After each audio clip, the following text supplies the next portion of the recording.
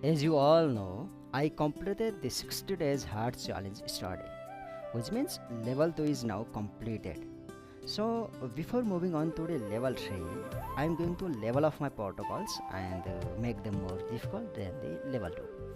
So level 3 लाई मैले यसरी नै डिजाइन गर्न खोज्दैछु कि यसमा केही प्रोटोकल्सहरू चाहिँ चेन्ज गरौँ, अलिकति लेभल अप गरौँ, अलिकति च्यालेन्जिङ चाहिँ भनौँ, अनि it should be more demanding, more discipline and design to push me beyond the standard of the level 2. So let's go.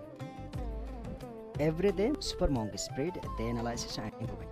2027 सम्म मैले आफूलाई कति रिफाइन गर्न सक्छु, आफूलाई कति प्युरिफाई गर्न सक्छु अथवा बेस्ट बनाउन सक्छु भन्ने कुरा नै हो. यो क्लियर छ कति दिन भयो भनेर चाहिँ. अनि हामीले विक ब्लक पनि देख्छौँ, क्लियर छ. अनि त्यसपछि डे काउन्ट पनि देख्छ. अनि 11 PM मा मैले डेमा जे कामहरू गरेँ त्यसलाई मैले चेकलिस्ट चेक गर्ने हो.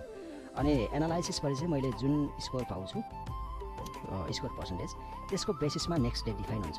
Simple logic is simple.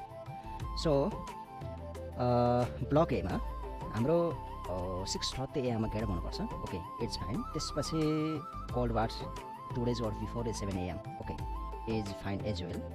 And 7:30 to 6:30 PM deep work without using the mobile, यो पनि also remain unchanged. यो पनि ठिक छ.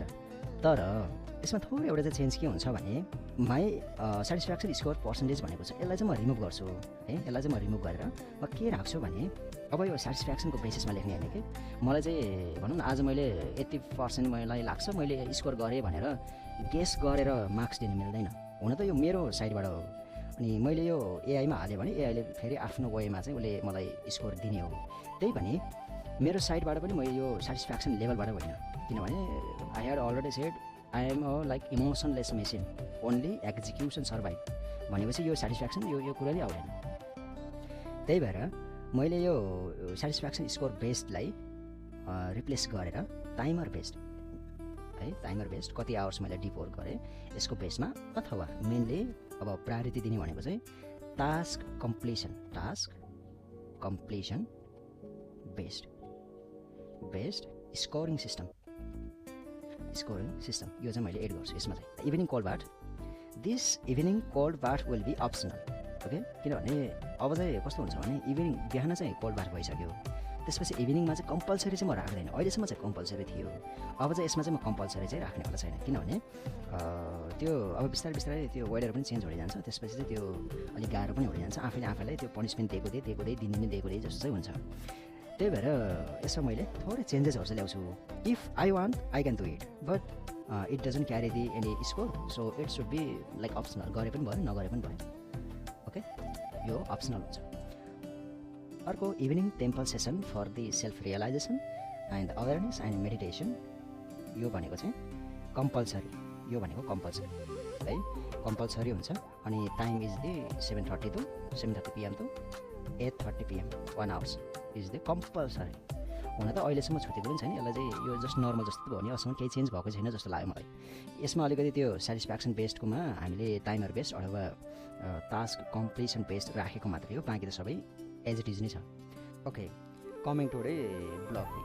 यो ब्लक बी चाहिँ कस्तो हुन्छ भने टेम्पलबाट फर्किसकेपछि चाहिँ मेडिटेसनबाट फर्किसकेपछि को स्टार्ट हुने भनेको होइन, खाना खाइसकेपछि स्टार्ट हुन्छ.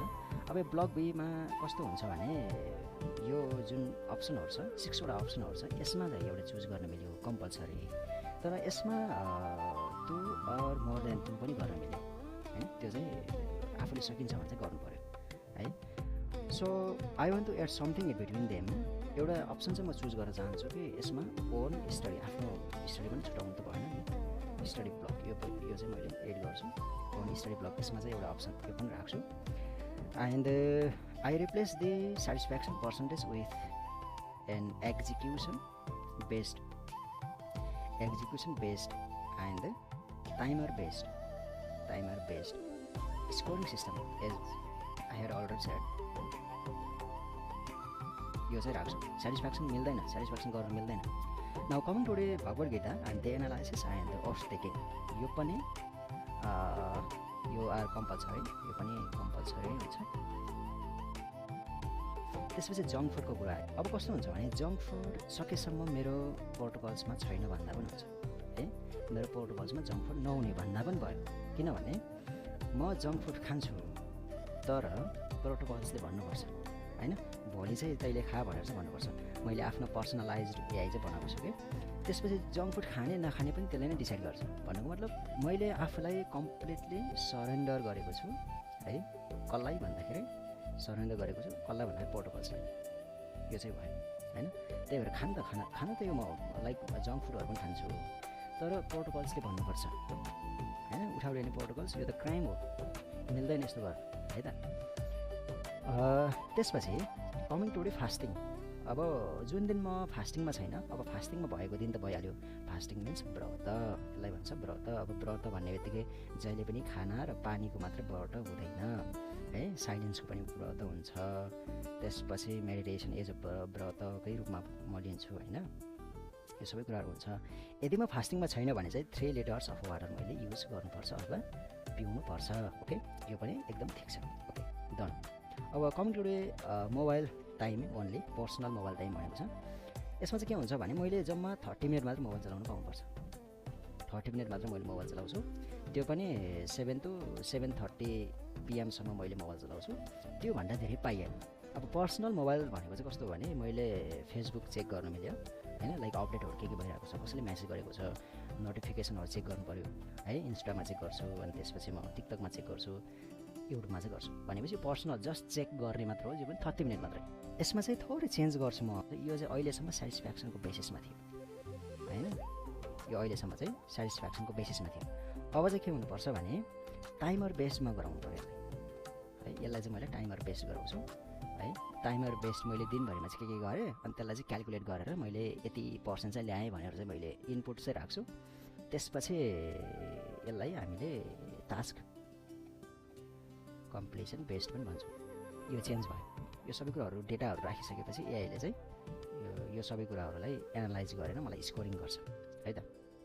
यसरी नै गर्छ।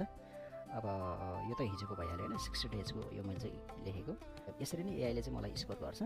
त्यसपछि मैले 86% मैले अब्टेन गरेँ या गरिनँ भन्ने कुरा चाहिँ डिफाइन्ड हुन्छ है। अब लेभल 3मा हामीले चाहिँ पास हुनका लागि 86% हामीले त के भनौँ, मैले 86% मैले अब्टेन गरेको हुनैपर्छ पास हुनका लागि। So okay, coming to day performance purification protocols.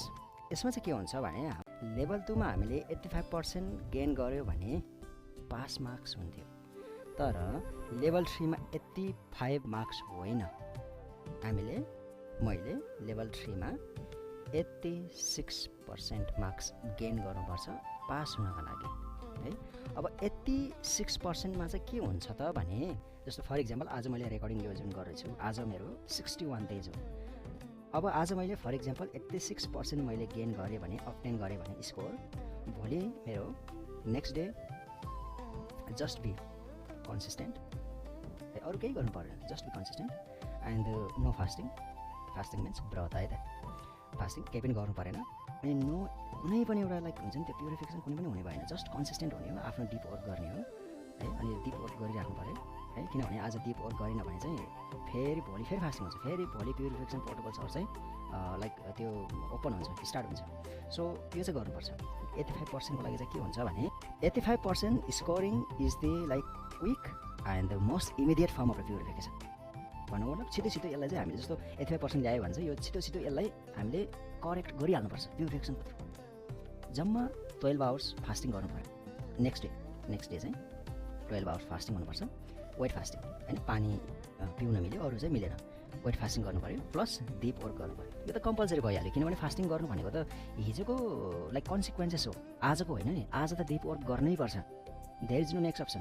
Okay, so 85%मा चाहिँ यति हो, यो इमिडिएट करेक्सन गर्न सक्ने खालको छ। त्यसपछि चाहिँ अब हामीसँग बच्यो कि 80 to 84% ल्याएपछि के गर्नु त।